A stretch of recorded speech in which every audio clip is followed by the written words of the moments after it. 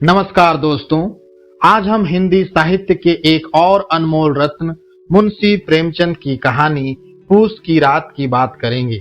यह कहानी सिर्फ एक रात का वर्णन नहीं, बल्कि गरीबी, अभाव और एक किसान के दर्द की ऐसी दास्तान है जो आपके दिल को छू जाएगी।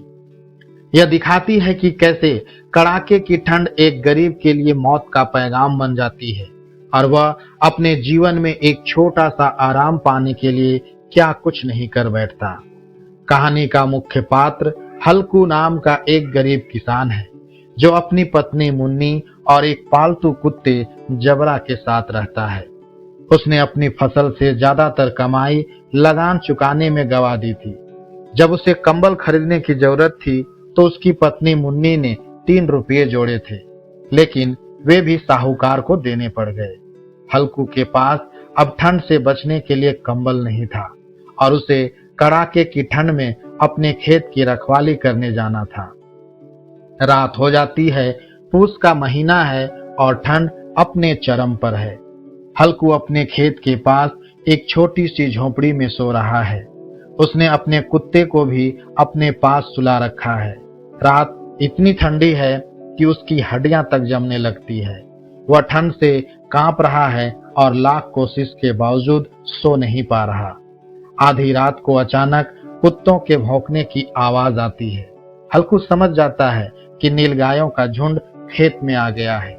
उसे उठकर उन्हें भगाना चाहिए, लेकिन ठंड इतनी है कि वह अपनी जगह से हिल तक नहीं पाता। उसकी आलस्य और ठंड के आगे उसका कर्तव्य हार जाता है। वह सोचने लगता है कि अगर फसल बर्बाद भी हो गई तो क्या, कम से कम उसे इस भयानक ठंड से छुटकारा तो मिलेगा। सुबह हो जाती है, मुन्नी खेत में आती है और देखती है कि पूरी फसल बर्बाद हो चुकी है।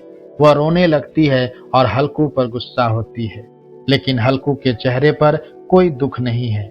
वह मुन्नी को समझाता है कि चलो, अब कम से कम हमें इस ठंड में खेत की रखवाली तो नहीं करनी पड़ेगी।